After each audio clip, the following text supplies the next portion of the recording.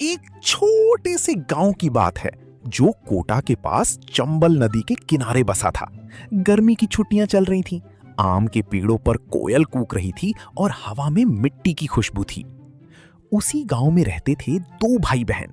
बड़ा था रोहन 9 साल का, जो हमेशा अपनी जेब में एक छोटी सी नोटबुक रखता था, और छोटी थी परी 6 साल की, जिसके 2 चोटी और सवालों की पोटली हमेशा भरी रहती थी। दोनों नेक थे। नेक इसलिए नहीं कि वो टॉपर थे, बल्कि इसलिए कि वो रास्ते में गिरी चप्पल सीधी कर देते थे, प्यासे कुत्ते को पानी पिला देते थे।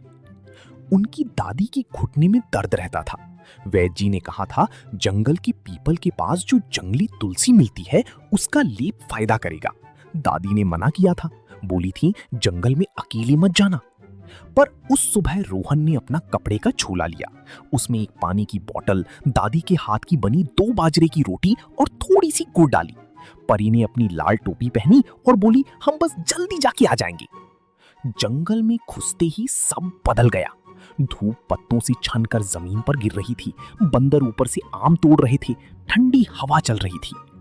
चलती चलती अचानक एक पतली सी आवाज आई। कोई रो रहा था, बिल्कुल धीरे धीरे। परी ने रोहन का हाथ कस के पकड़ लिया। झाड़ी के नीचे एक छोटा सा सफेद खरगोश था, चिंटू। उसका पिछला पैर एक शिकारी के पुराने जाल में फंसा हुआ था। वो कांप रहा था। रोहन घबराया नहीं। उसने अपनी नोटबुक निकाली, उसका पन्ना फाड़कर जाल के नीचे लगाया ताकि और ना कसे। फिर उसने आराम से गांठ खोली। परी ने अपनी बोतल से पानी उसके मुंह के पास लगाया। जाल खुलते ही चिंटू उछल पड़ा, पर दर्द से फिर बैठ गया। उसने कहा, तुम इंसान होकर भी रुके, वरना सब तो चले जाते हैं। तुम दोनों सच में नेक हो। रोहन मुस्कुराया और बोला, नेक होने में टाइम नहीं लगता, बस रुकना पड़ता है। बच्चों, अगर आपको रोहन और परी जैसे नेक बच्चे पसंद आ रहे हैं तो वीडियो को लाइक जरूर करें। टिंग! और ऐसे ही प्यारी कहानियों के लिए किड्स ऑफिशियल चैनल को सब्सक्राइब करना ना भूलें। आगे देखिए अब जंगल में क्या होने वाला है। चिंटू ने बताया, आगे मत जाना। कल रात तूफान आया था। एक बहुत बड़ा सेमल का पेड़ गिर गया है। उसने नदी का रास्ता रोक दिया है। हाथी दादा और उनके 2 छोटे बच्चे उस पार पानी के बिना हैं। परी ने रोहन की तरफ देखा। रोहन ने झोला बंद किया और बोला, पहले दादी की तुलसी, पर अगर कोई प्यासा है तो पहले पानी। थोड़ी दूर पर ही वो पेड़ पड़ा था, इतना बड़ा कि 4 आदमी भी ना हिला सके। उसकी एक तरफ हाथी दादा खड़े थे। उनकी आंखें झुकी हुई थी। उनके पीछे 2 छोटे हाथी अपनी सूंड से सूखी मिट्टी को छू रहे थे। हाथी दादा ने गहरी सांस ली और बताया कि पूरी रात उन्होंने कोशिश की, पर पेड़ बहुत भारी है। अब उनके बच्चे कमजोर हो रहे हैं। रोहन ने पेड़ को देखा, फिर आसपास के पेड़ों को। उसने अपनी नोटबुक में जल्दी से एक तस्वीर बनाई। एक लंबी लकड़ी, एक पत्थर का फलक्रम और रस्सी। उसी वक्त ऊपर से एक भूरे रंग का बंदर कूदा। वो था मिंकू, शरारती पर दिमाग तेज। उसने कहा, अरे ये तो मेरे खेलने का पेड़ था, अब ये रास्ता बन गया। रोहन ने उसे समझाया, मिंकू भाई, तुम सबसे तेज हो, क्या तुम ऊपर से मजबूत बेले ला सकते हो? मिंकू सीटी बजाता हुआ गायब हो गया। तभी पेड़ों के बीच से हरी नीली चमक आई। तोता मिट्ठू आया। वो गांव और जंगल के बीच खबरें ले जाता था। उसने कहा, मैं और मेरे दोस्त छोटी छोटी लकड़ियां ला सकते हैं। चिंटू दर्द में था, पर वो भी दौड़ कर गया और अपने खरगोश परिवार को बुला लाया। 10 मिनट में जंगल में एक टीम बन गई। यहीं पर नेक बच्चों का असली काम शुरू हुआ। रोहन ने सबको समझाया, हम धक्का नहीं लगाएंगे, हम दिमाग लगाएंगे। हाथी दादा, आप अपनी ताकत से पेड़ के मोटे हिस्से को बस थोड़ा सा उठाना। मिंकू, तुम बेल को उस ऊपर वाली टहनी से बांध देना। मिट्ठू और उसके दोस्त छोटी लकड़ियां नीचे लगाएंगे ताकि पेड़ फिसले। परी ने सबको हिम्मत दी। वो छोटी थी, पर उसकी आवाज सबसे तेज थी। वो गिन रही थी, 1 2 3, खींचो। पहली बार में पेड़ हिला भी नहीं, दूसरी बार में थोड़ा सा खिसका, तीसरी बार जब सबने एक साथ जोर लगाया, हाथी दादा ने अपना पूरा वजन लगाया, मिंकू ने बेल खींच ली और नीचे लगी लकड़ियां रोलर बन गई। वो बड़ा सा पेड़ धीरे धीरे घसक कर किनारे लग गया। जैसे ही रास्ता खुला, 2 छोटे हाथी दौड़कर नदी में गए। पानी की छपाक की आवाज पूरे जंगल में गूंज गई। हाथी दादा की आंखों में पानी था।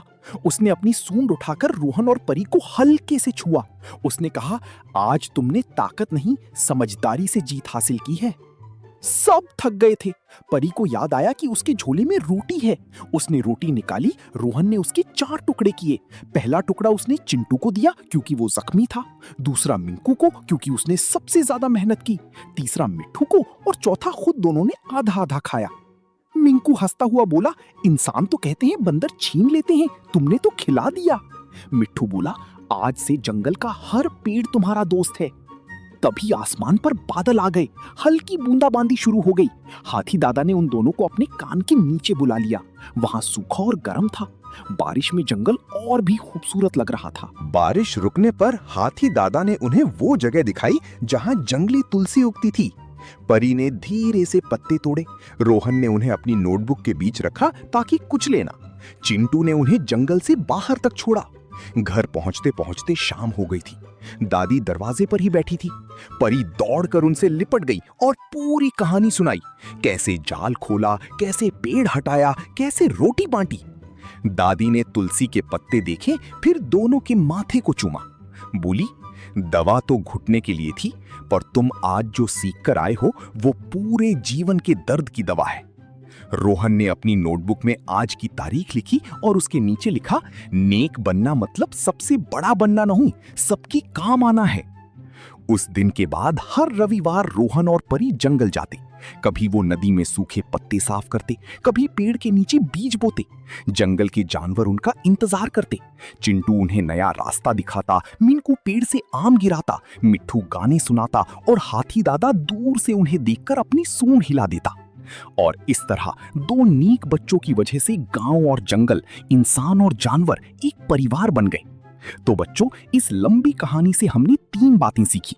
पहली, रुककर मदद करना ही सबसे बड़ी बहादुरी है। दूसरी, अकल और टीम वर्क से हर भारी पेड़ भी हटाया जा सकता है। तीसरी, जो तुम्हारे पास है उसे बांटने से वो कम नहीं, दुगना होता है। अगर आपको ये कहानी पसंद आई हो तो वीडियो को लाइक करें, शेयर करें अपने दोस्तों के साथ और किड्स ऑफिशियल चैनल को सब्सक्राइब जरूर करें। टिंग! यहाँ आपको मिलेंगी और भी ऐसी प्यारी सीख देने वाली कहानियां। मिलते हैं अगले वीडियो में एक नई कहानी के साथ। अगर आप भी रोहन और परी जैसे नेक बच्चे बनना चाहते हो तो आज से ही शुरू करो। किसी का पानी का बोतल भर दो, किसी गिरी हुई चीज को उठा दो। कहानी खत्म हुई पर दोस्ती अभी भी जारी है।